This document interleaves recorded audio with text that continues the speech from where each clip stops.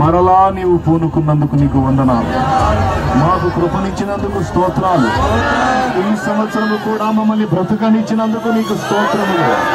ఈ సంవత్సరము కూడా మమ్మల్ని నిలిపినందుకు స్తోత్రములు స్తోత్రములు స్తోత్రములు స్తోత్రములు స్తోత్రములు. మా తండ్రి, నీవు చూపిన కృపను బట్టి ఈ ప్రాంతములో సంవత్సరాలుగా నీవు జరిగిస్తున్న పరిచర్య ఫలం, విస్తారమైన ఆత్మల రక్షణ కార్యం, అన్య జనులలో నీ నామానికి మహిమ కలిగే కార్యం నీవు జరిగిస్తూ వస్తున్నందుకు స్తోత్రములు. ఇదిగో ఈ వేళ కూడా నీవు జరిగిస్తున్న ఈ కార్యం అంతటిని బట్టి వందనాలు. ఇదిగో ఇక్కడ పరిచర్య కొరకు 4 దినములు జరగబోతున్నటువంటి మహాకూటముల ఏర్పాట్ల కొరకు ఇదిగో నీ పనులు ప్రారంభిస్తూ ఈ ప్రాంగణం అంతటిని కూడా నీ పరిచర్య కొరకు ప్రతిష్ట చేస్తున్నాం.